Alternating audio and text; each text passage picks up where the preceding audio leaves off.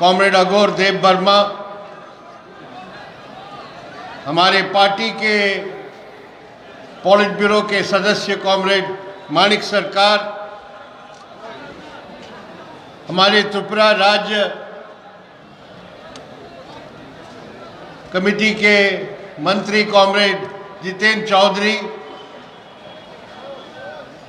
और मेरे प्रिय भाइयों और बहनों, आज त्रिपुरा के मार्क्सवादी कम्युनिस्ट पार्टी के राज्य सम्मेलन के अवसर पर ये महासभा में आए हुए आप तमाम साथियों को मैं हार्दिक अभिनंदन करना चाहता हूं। आप त्रिपुरा में मार्क्सवादी कम्युनिस्ट पार्टी और वामपंथी आंदोलन के साथ इतने दिनों से दृढ़तापूर्वक खड़े होने के कारण, लाल झंडे के साथ खड़े होने के कारण मैं आप सबको हार्दिक अभिनंदन करता हूं। साथियों, आप जानते हैं कि हमारे देश में जब से भारतीय जनता पार्टी की सरकार दिल्ली में सत्ता संभाली है, तब से लेके हमारे देश के जनतंत्र पर, हमारे देश के संविधान पर, हमारे देश के जो सेक्युलर ढांचा है और हमारे देश के जो संघवादी ढांचा है, इस सब पर भयंकर हमला हो रहा है। और आज ये हालत हो गई है कि मोदी सरकार के रहते हुए विपक्ष के खिलाफ जो भी आवाज उठाती है, इस सरकार के खिलाफ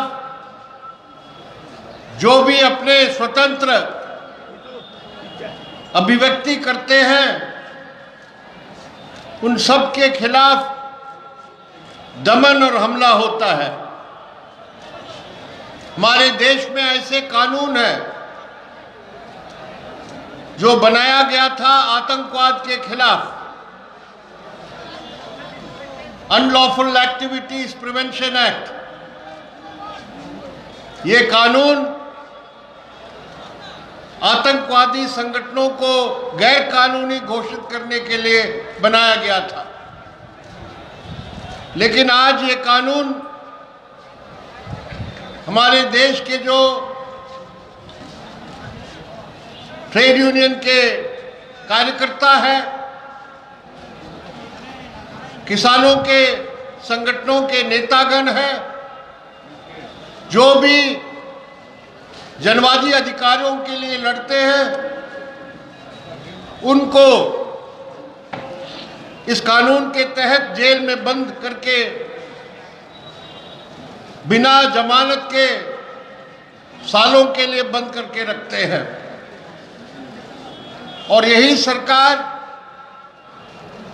हमारे देश के जो केंद्रीय एजेंसीज है, जो सीबीआई है, ईडी है, आईटी है, सब संगठनों का दुरुपयोग करके विपक्षी पार्टियों के नेतागण को गिरफ्तार करते हैं।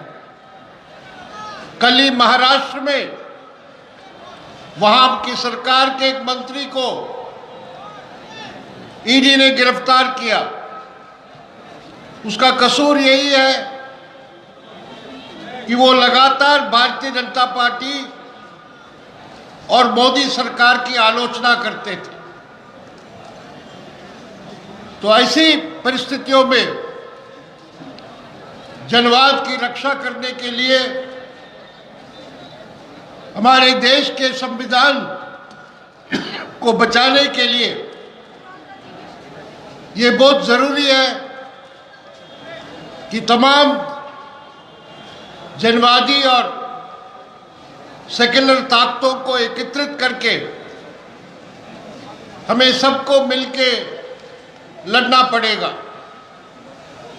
इस लड़ाई में मार्क्सवादी कम्युनिस्ट पार्टी और हमारी वामपंथी पार्टियां ही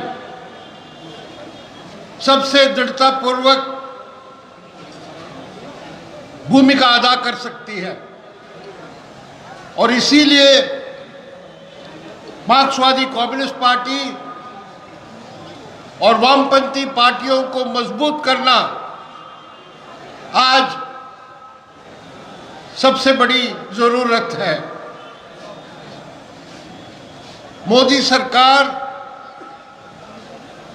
हमारे देश में सांप्रदायिक एजेंडा को पूरी तरह लागू कर रही है। धर्म के आधार पर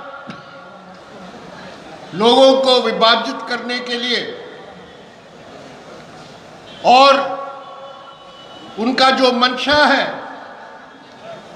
कि देश में एक हिंदू राष्ट्र कायम करें, इसके लिए वो नंगे रूप से हमारे देश के अल्पसंख्यकों के खिलाफ घृणा, नफरत फैला रही है।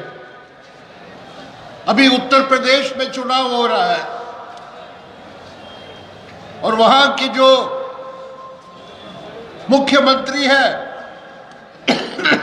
वो खुल के कहता है कि ये चुनाव उत्तर प्रदेश के 80% लोग और दूसरी ओर 20% लोग के बीच में लड़ाई है। इसका मतलब वहां ध्रुवीकरण पैदा करके, सांप्रदायिक ध्रुवीकरण पैदा करके वो चुनाव जीतना चाहते हैं। और आज जगह जगह पर जहां भी भारतीय जनता पार्टी की सरकारें हैं, उन राज्यों में हम देखते हैं कि तमाम अल्पसंख्यकों की जो अधिकार है उसको खत्म किया गया है और ये आरएसएस का जो एजेंडा है हिंदू राष्ट्र कायम करने के लिए, उसी की ओर वो बढ़ रहे हैं। ये मोदी सरकार अपने आप को एक राष्ट्रवादी सरकार बताती है, लेकिन असलियत में ये सरकार हमारे देश के सबसे बड़े जो पूंजीपति है, हमारे देश के अंबानी और अदानी जैसे बड़े कॉरपोरेट्स हैं, उन्हीं के हित में काम करते हैं। और आने वाले दिनों में बहुत बड़ा हमला होने वाला है हमारे देश के मेहनतकश जनता की जीविका पर। जिस तरह महंगाई बढ़ती जा रही है उस पर कोई रोक लगाने के लिए सरकार तैयार नहीं है। और इस 5 राज्यों में चुनाव होने के बाद आप देखेंगे कि पेट्रोल और डीजल का दाम और 3-4 गुना बढ़ने वाला है। अंतर्राष्ट्रीय स्तर पर जो तेल का दाम है वो 1 बैरल के लिए $100 तक पहुंच गया है। सिर्फ चुनाव के कारण अभी यहां वो दाम बढ़ा नहीं रहे हैं, लेकिन चुनाव होते ही मार्च के अंत तक आप देखेंगे कि अभी जो पेट्रोल का दाम 100 रुपये पर लीटर तक गया था वो 150 रुपये तक जाने वाला है। और यही सरकार की आर्थिक नीतियों के कारण हम देख रहे हैं कि हमारे देश में कोई रोजगार पैदा नहीं होता है। और कोविड की महामारी के बाद जो आर्थिक कठिनाइयां बढ़ी है जनता के, उसमें सबसे बड़ी समस्या है रोजगार का, क्योंकि करोड़ों करोड़ों लोगों का रोजगार नष्ट हुआ है। तो इसके खिलाफ लड़ने के लिए मार्क्सवादी कम्युनिस्ट पार्टी और वामपंथी पार्टियां ही नेतृत्व कर सकती है। आपने देखा होगा पिछले वर्ष में जिस तरह किसानों ने एक बहुत बड़ी लड़ाई की, लाखों किसानों ने दिल्ली को घेर दिया था।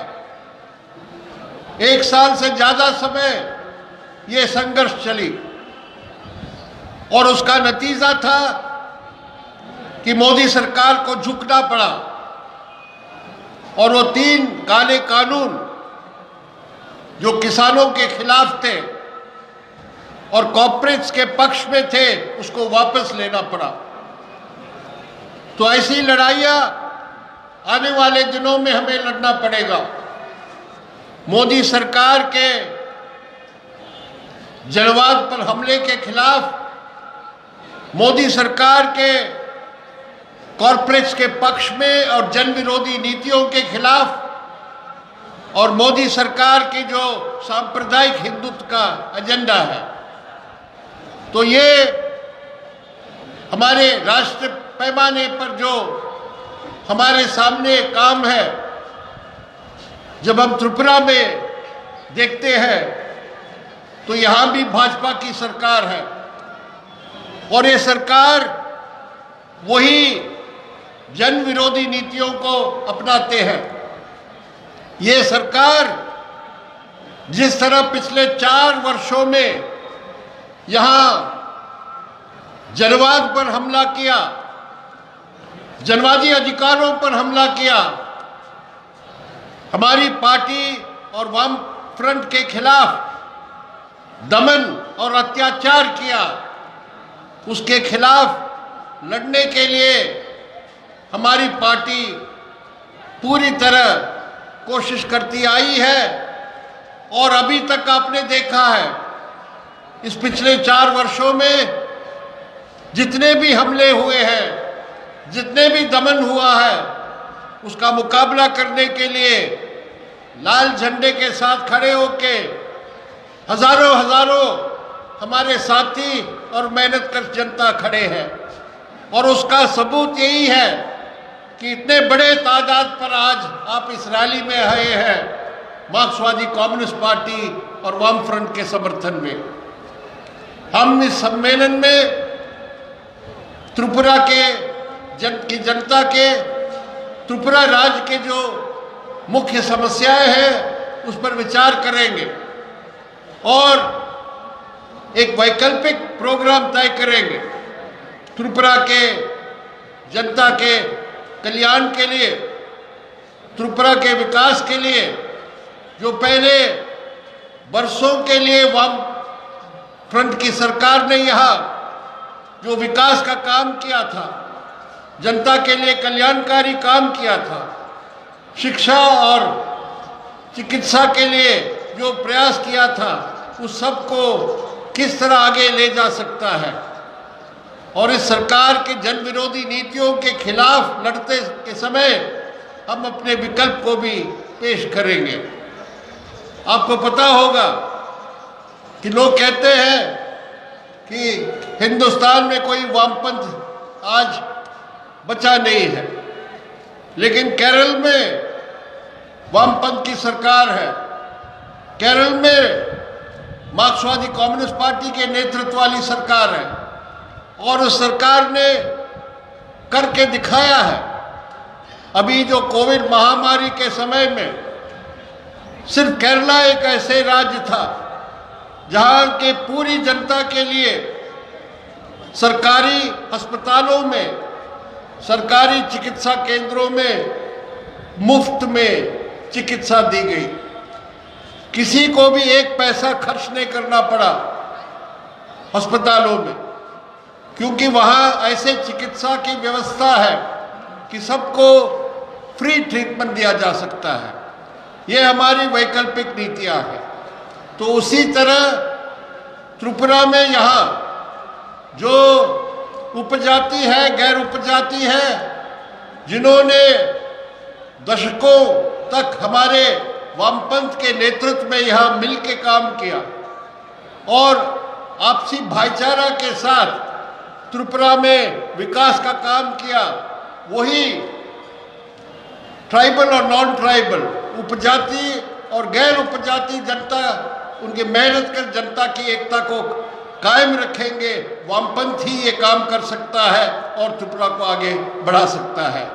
तो इसीलिए मैं आज आप जो बड़े पैमाने पर यहाँ आए हैं, जितने भी 4 वर्षों में आपने दमन सहा है, जितने भी हमारे साथियों पर हमला हुआ है, हमारे दफ्तरों पर हमला हुआ है, हमारे साथियों का खून किया गया है, इस सब के बावजूद यहाँ के मार्क्सवादी कम्युनिस्ट पार्टी और वामपंथ जिंदा है, जिंदा रहेंगे, लड़ेंगे और हम जीतेंगे। यही संदेश लेके हम इस सम्मेलन को कर रहे हैं। मैं आप सबको धन्यवाद देता हूँ। इनकलाब जिंदाबाद।